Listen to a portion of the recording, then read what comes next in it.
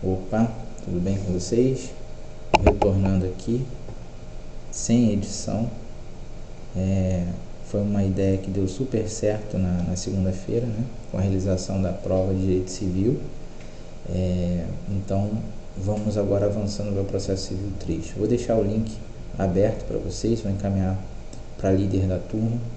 E o foco principal desse encontro virtual aqui, gravado, é a apresentação de um tema resumido de execução na parte de Direito Processual Civil 3. Tá? O foco aqui é assimilar bastante os conteúdos mais importantes para a realização da prova. Quem não for meu aluno e tiver interesse de conhecer um pouco da matéria de execução geral e execução por quantia certa, assistindo esse vídeo vai ajudar bastante no caso de esclarecer algumas questões simples para a realização de concurso de OAB, elaboração de algumas questões de qualquer outro tipo de concurso, ou até prova da própria faculdade, tá?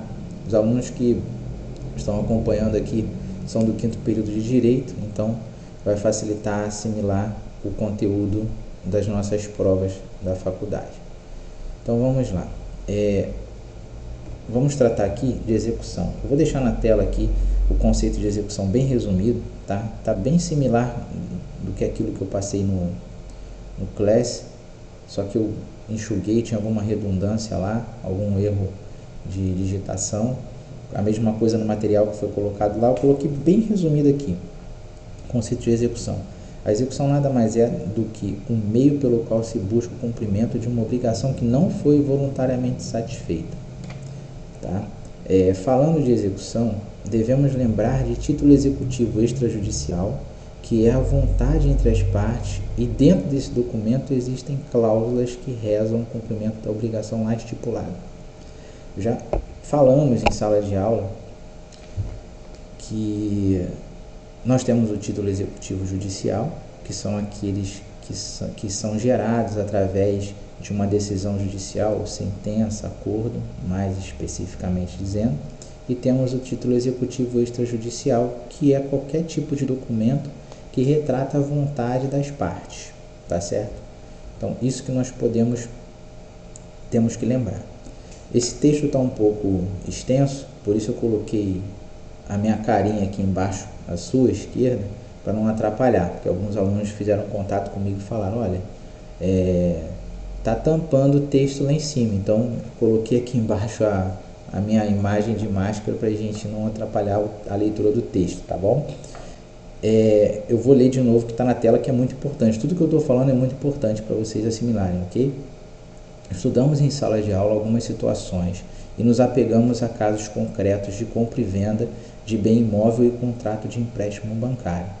São casos mais simples e que conseguimos visualizar um processo de execução.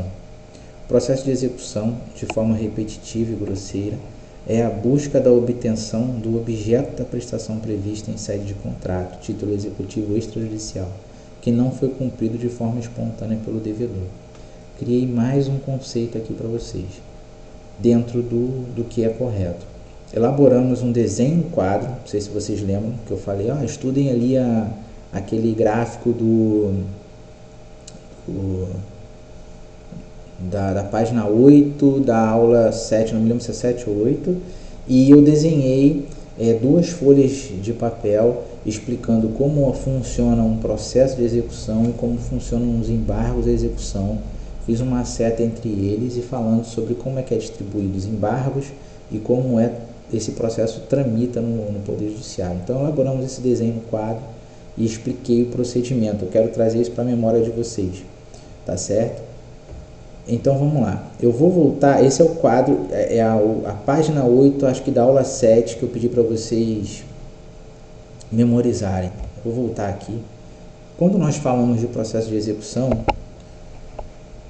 como vocês também não têm prática disso, é bom desenhar e gravar esse tipo de vídeo com um conteúdo bem simples para vocês assimilarem.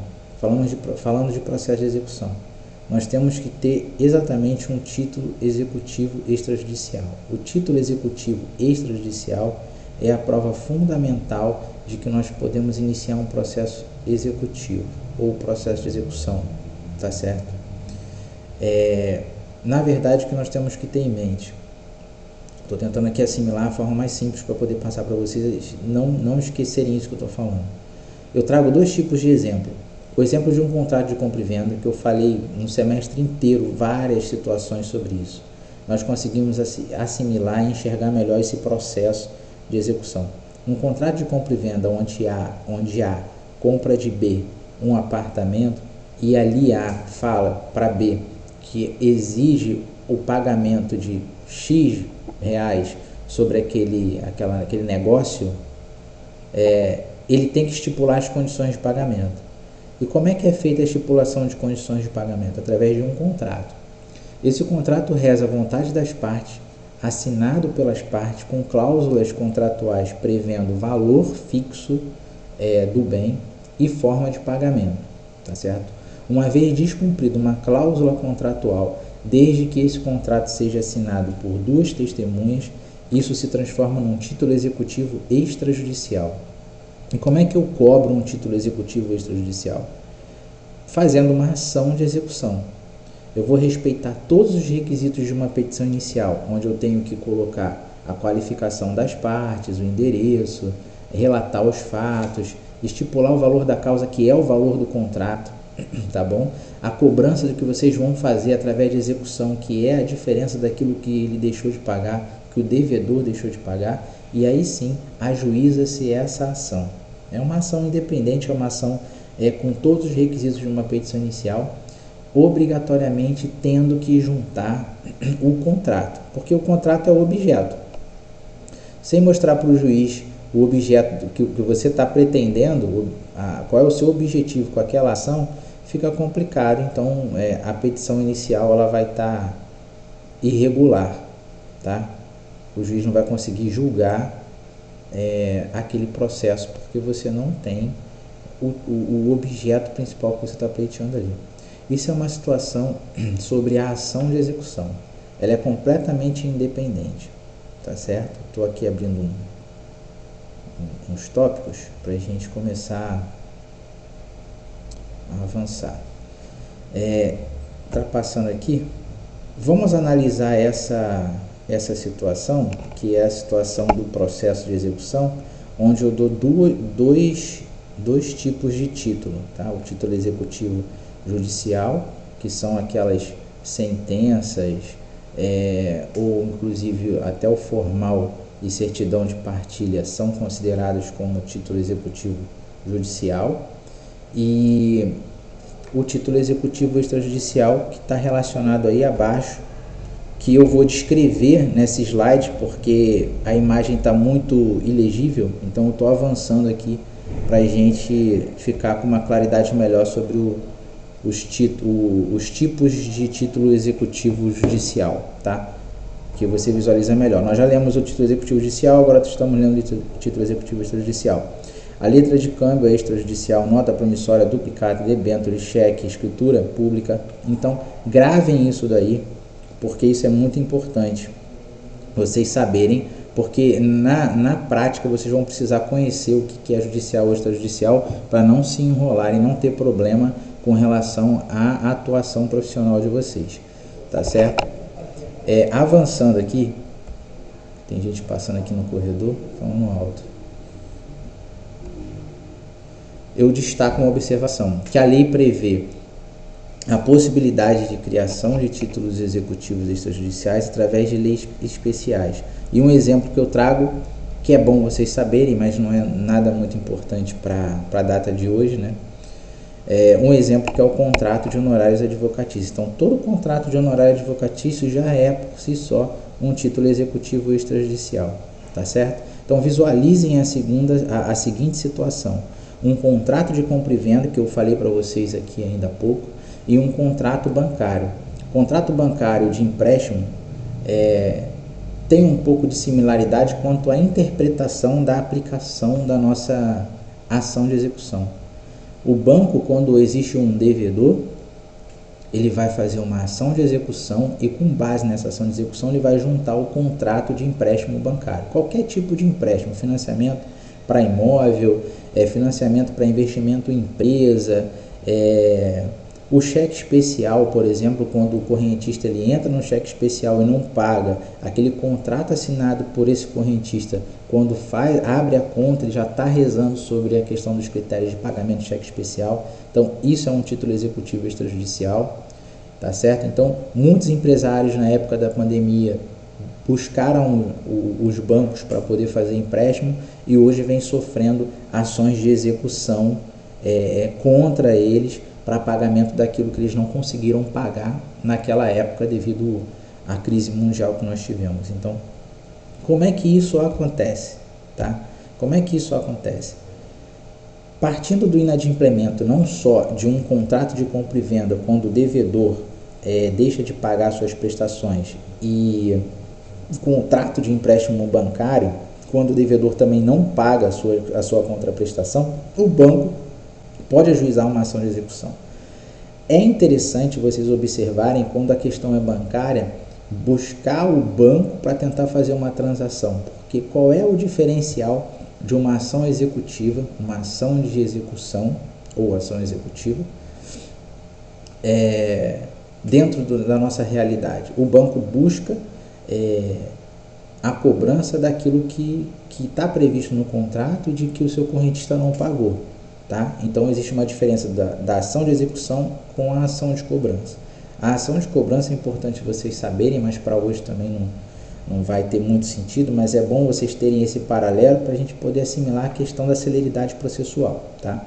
A ação de execução ela tem um prazo de 3 dias para o devedor pagar, sob pena de ter bens penhorados. Na ação de cobrança, você não precisa ter testemunha assinando o contrato, tá certo? E o rito é um rito normal, rito ordinário, um rito mais demorado.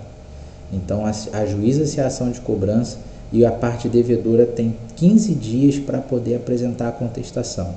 Enquanto na ação de execução, o devedor tem 3 dias para pagar ou justificar o porquê não fez, sob pena de ter bens penhorados. Isso está previsto no artigo 824, mas aqui não vamos falar de artigo nesse momento não. O que é importante vocês saberem é que o devedor tem que pagar em 3 dias, senão vai ter bens penhorados.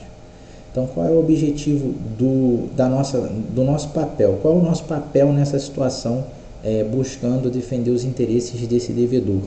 Tá? Em caso concreto, que nós já cansamos de falar isso em sala de aula, é estancar essa penhora, é tentar evitar, caso o nosso cliente não queira deixar os bens serem penhorados, porque tem cliente que fala, não, eu quero oferecer aqui esse bem aqui para poder garantir esse juízo e eu ter fôlego e conseguir fazer o dinheiro e pagar minha dívida e depois substituir o bem. Tá? Mas vamos supor que no nosso caso concreto aqui, o nosso cliente não tem interesse em entregar nada como garantia. Então nós temos que estancar essa penhora. Como é que nós vamos fazer isso? Lá para o artigo 914, 15, 16, 17, nós temos a previsão legal do CPC que o prazo para embargo de execução é de 15 dias. Mas como é que fica a situação do nosso cliente se ele recebeu um mandado de citação e intimação para pagamento em 3 dias sob pena de ter bens a penhora? Qual seria a solução? O mais adequado seria a oposição desses embargos à execução dentro do prazo de 3 dias com um pedido de efeito suspensivo daquela penhora, explicando os diversos motivos, as diversas razões ali para não acontecer essa penhora. Se o juiz vai conceder ou não, nós não sabemos, mas nós podemos entrar com esses embargos à execução antes dos 3 dias para tentar suspender o efeito daquela execução imediata ali. Tá? Isso seria uma solução que nós devemos pensar com relação à aplicação. É importante ler o artigo 824, 829, 914 até 918 do CPC, então anotem, só para vocês lerem sem muita preocupação, porque dentro de uma situação real, o que tem que estar na cabeça meu cliente recebeu um mandado de citação e intimação de uma ação executiva promovida por um banco, meu cliente é devedor, reconhece ser devedor, não tem bens para garantir e eu preciso defendê-lo de alguma forma. Então nós temos essa situação. Como defender? Embargos dentro de 3 dias, pedindo a suspensão dos efeitos dessa execução para poder o nosso cliente conseguir ter fôlego. No paralelo, nós temos que buscar o banco para tentar oferecer uma proposta de acordo, porque nosso cliente se reconhece devedor, então vamos buscar uma transação. E lógico que quando for apresentar os embargos, juntar essa proposta de acordo para suspender, fortalecer a nossa tese de suspensão da ação de execução, enquanto preparamos os embargos mais detalhados, ou juntamos mais provas em seguida, ou tentamos conseguir a realização desse acordo e reduzir o valor do saldo devedor. De qualquer maneira, inicialmente os embargos de 3 dias, antes de 3 dias, juntando propostas de acordo, juntando fundamentos de que ele tem divergência de valores, que não tem bens a oferecer a penhora, pode ajudar e suspender essa execução. Beleza? Então, falamos aí um pouco sobre os títulos executivos. Eu deixei aqui escrito para vocês na tela. Eu transcrevi, na verdade, essa figura para vocês melhor identificarem os assuntos, tá? Leiam isso, por favor, porque isso é muito importante, tanto para os concursos de OAB, qualquer tipo de concurso público, provas de faculdade e atuação na carreira. É importante vocês saberem disso, porque identificando vocês vão ter por onde começar, tá certo? Um outro assunto importante que eu tenho que tratar com vocês aqui é sobre a entrega de coisa certa. Eu vou ler esse conceito para vocês assimilarem melhor esse conceito. Da entrega da coisa certa. É aquela que pode ser individualizada, que se distingue por característica própria. Tá? Prestem atenção nisso. A individualidade da coisa e a distinção por uma característica própria. O que se quer dizer com isso? O devedor que se obrigou a entregar ou dar ou restituir coisa certa determinada ao seu credor deve cumprir sua obrigação de dar, entregando ou restituindo essa mesma coisa sem que haja qualquer alteração no objeto da prestação jurídica. Assim, podemos observar o artigo 806. Vale a pena uma leitura do artigo 806 por alto, sem muita preocupação, mas se atenham bastante ao conceito da entrega da coisa certa. Percebam que o próprio título fala, entrega de coisa certa. Ela é individual, ela não pode ser mudada, tá certo? Tem que ser a coisa que foi determinada no contrato entre as partes, ela está específica, não pode ser alterada. Tá? Obrigação de fazer ou não fazer. Lembrem, eu chamei a atenção para vocês na aula que toda obrigação de fazer e não fazer tem que ter uma condição. Se eu não faço o que eu tenho de obrigação de fazer, eu tenho que pagar uma multa por isso. Ou se eu faço o que eu não posso fazer, eu tenho que pagar uma multa por isso. Então, toda obrigação determinada, não só pelo juízo, mas também por contrato interpartes ou entre as partes, deve haver uma cláusula especificando uma penalidade pela falta de cumprimento daquela obrigação, tá certo? Então, é muito importante vocês lerem o artigo 536.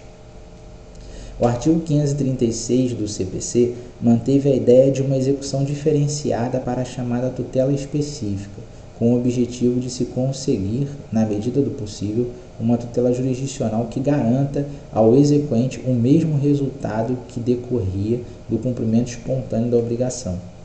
A opção do caput diz o seguinte, prestem atenção, a opção do caput diz o seguinte, o juiz deverá atuar de ofício ou a pedido da parte, visando propiciar ao autor como prioridade a tutela específica, ou não sendo possível, em segundo lugar, a obtenção do resultado prático equivalente. Para tanto, poderá o juiz determinar as medidas necessárias à satisfação do exequente. Então, você tem duas situações aí. O juiz deverá atuar de ofício e o juiz poderá determinar as medidas necessárias, tá? Ressaltando aqui o erro de ortografia que está juntado às medidas ali. Afasta aí, tá certo? Então prestem atenção nessas condições. Prestem atenção na interpretação do parágrafo 1º. O parágrafo 1º traz um rol exemplificativo, não taxativo. Traz um rol exemplificativo das medidas que o juiz poderá e não deverá determinar para alcançar a tutela específica. Beleza? Então, analisem essas questões na interpretação dos artigos e dos parágrafos. No parágrafo 2º, o legislador se preocupa em disciplinar, mesmo que pouco, o procedimento da busca e apreensão das pessoas e coisas, exigindo para tal diligência a presença de 2 oficiais de justiça. Leiam o artigo 536 e os seus parágrafos. Interpretem na medida do que foi observado aqui nessa tela, tá ok? Essa condição do parágrafo 1º, ele traz exemplos para interpretação. E a condição do parágrafo 2º, ele já determina alguns procedimentos para que seja cumprida a tutela jurisdicional. Então, a lei fala, vamos cumprir a diligência? Vamos embora, estamos cumprindo a diligência aí de boas, de boaça, tá certo? Estamos cumprindo. Só que para transformar essa tutela específica em efetiva, a legislação prevê que o oficial de justiça poderá trazer força policial para obrigar a parte contrária a cumprir. Então, na verdade, se o oficial de justiça não usar desse seu subterfúgio ou dessa sua possibilidade, o cumprimento desse mandado judicial não vai surtir efeito e até o oficial de justiça pode sofrer as consequências por conta disso. Então, ele tem esse benefício de aplicar o artigo 846, que não é importante a nossa leitura agora nesse momento. Eu ressalto aqui a importância da leitura do artigo 536 do CPC. Tá certo? A interpretação do artigo do parágrafo 3º, o executado que sem justificativa descumprir a ordem judicial vai ficar sujeito às penalidades por litigância de má-fé.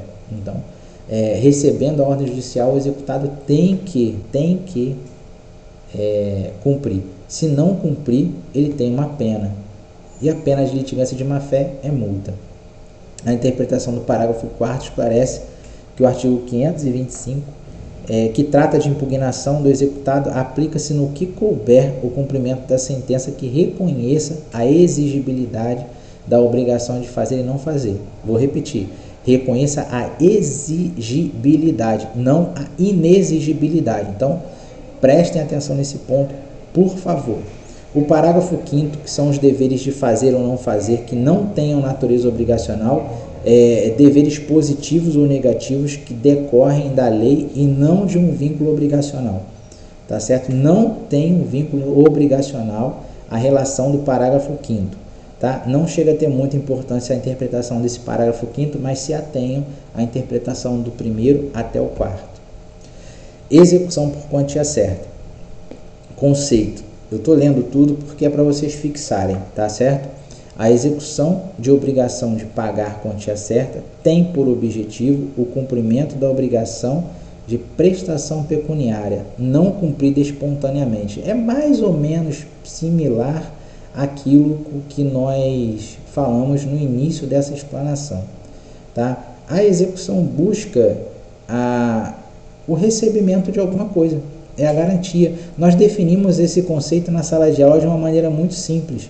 E é dessa forma simples que vocês têm que analisar. Não é pensar em coisas mirabolantes para poder conceituar alguma coisa. Obviamente que nós temos os conceitos doutrinários, nós temos as interpretações jurisprudenciais e nós temos a realidade que acontece no dia a dia da nossa profissão. Mas analise de forma simples. Se eu tenho um contrato entre as partes e esse contrato possui cláusulas, se essas cláusulas não são cumpridas, como é que eu vou fazer cumprir? Né? Através de uma execução.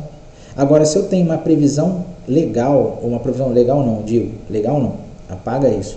Se eu tenho uma previsão concreta e real de valor certo, posso citar um exemplo. Eu comprei um imóvel, um apartamento do Caio. aquele nosso artista, do exemplo da matéria anterior, da aula de direito civil. Comprei um apartamento do Caio, ele ganhou tanto dinheiro com um show que ele fez lá no teatro do Miguel Falabella, que eu decidi comprar esse apartamento. Ele comprou e eu quis comprar. Ele vai ter que me estipular o valor.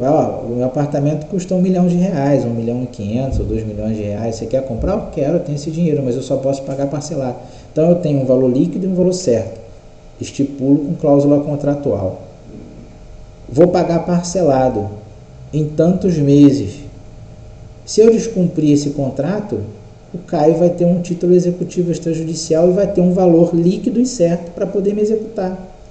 É a execução de obrigação de pagar quantia certa, que tem por objetivo o cumprimento de obrigação de prestação pecuniária não cumprida espontaneamente. Eu, espontaneamente, como comprador, devedor, não paguei. Caio, como credor e prejudicado pela falta do pagamento, tem total direito de executar. Então, ele vai mover uma ação de execução por quantia certa. Tá certo? Visualizaram isso? É a mesma coisa o contrato bancário. O contrato bancário tem valor certo. Então, ela é realizada pela busca, constrição e expropriação de bens do devedor. Vai chegar na minha casa um oficial de justiça para me citar e intimar e vai falar: olha, Leonardo, você paga o que você deve a Caio, justifica o porquê não pagou ou se pagou, e se você não fizer isso em 3 dias eu vou pegar seus bens e vou penhorar. Então, ele tem total direito de fazer isso porque está previsto na lei, está previsto nos conceitos. Tem previsão doutrinária, entendimento doutrinário, tem previsão jurisprudencial. Ele vai buscar a constrição e a expropriação dos meus bens. Então, nesse sentido, dispõe o artigo 789. Dá uma lida no artigo 789 do CPC, só para refrescar e assimilar melhor, tá certo? E a execução de obrigação de pagar quantia certa pode fundar-se tanto em um título judicial, isto é, uma sentença condenatória, ou até um acordo homologado, como em um título extrajudicial, tá? Que é um contrato. Nós acabamos de citar o caso do imóvel que eu comprei de Caio. Tá? Caso trate-se de um título judicial, a execução seguirá o procedimento previsto no artigo 520 e 527, relativos ao cumprimento de sentença. Então, essa execução de um título executivo judicial, ela vai iniciar através de um cumprimento de sentença. Nós estudamos isso também. Nós falamos que todo cumprimento de sentença decorre de um título executivo judicial. Tá? Nós colocamos lá em cima um quadrinho, aquilo ali do título executivo judicial, ela vai iniciar o cumprimento de sentença. Lógico, todo cumprimento de sentença vai gerar obrigação para o devedor. E se a decisão judicial chegar ao devedor para cumprir aquela obrigação que ele não cumpriu na sentença principal ou então num acordo homologado, vai começar a tramitar o processo na forma desse artigo 520 e 27, que vai ser a execução. De qualquer maneira, vai chegar nas constrições e expropriação de bens do devedor. Tá certo?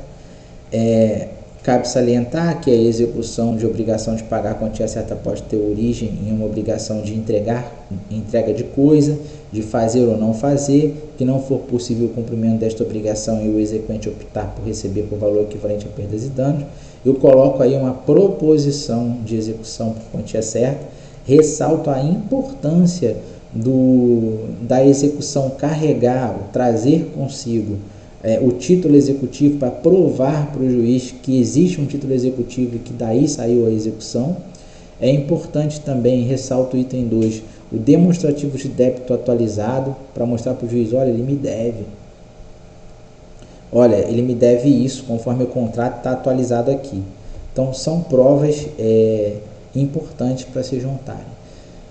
Beleza, falamos de execução. Falamos de execução de quantia certa, falamos de obrigação de fazer e não fazer.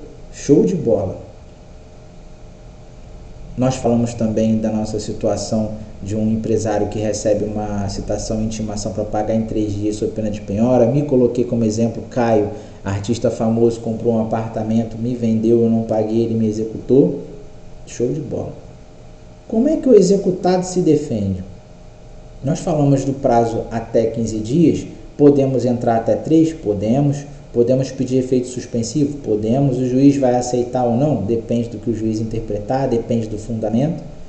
Mas como é feito esses embargos, né? Nós temos uma ação principal que é uma ação de execução. Vou fazer os embargos da execução. Então, os embargos da execução opostos até 3 dias ou até 15 dias no máximo, ele vai por uma via independente. É uma petição inicial de embargos, né? Qualificamos as partes, identificamos o número do processo principal. Eu fiz aquele desenho na sala de aula, vocês devem lembrar. Coloquei de um lado um embargo de execução, coloquei de outro uma petição inicial de ação e de execução. Passei no quadro também para vocês uma situação real, que eu trabalho aqui na cidade, um cliente aqui do escritório, e mostrei que os embargos de execução ele é distribuído de forma independente, de forma autônoma, em apartado. Dentro desses embargos eu informo o número do processo principal, peço para apensar o processo principal, distribuo pelo PJE, que é o sistema do Tribunal de Justiça, e clico para poder tramitar em processo em apenso. Então a distribuição é independente e o trâmite desse processo de embargo de execução, que é um processo independente, ele vai tramitar por dependência.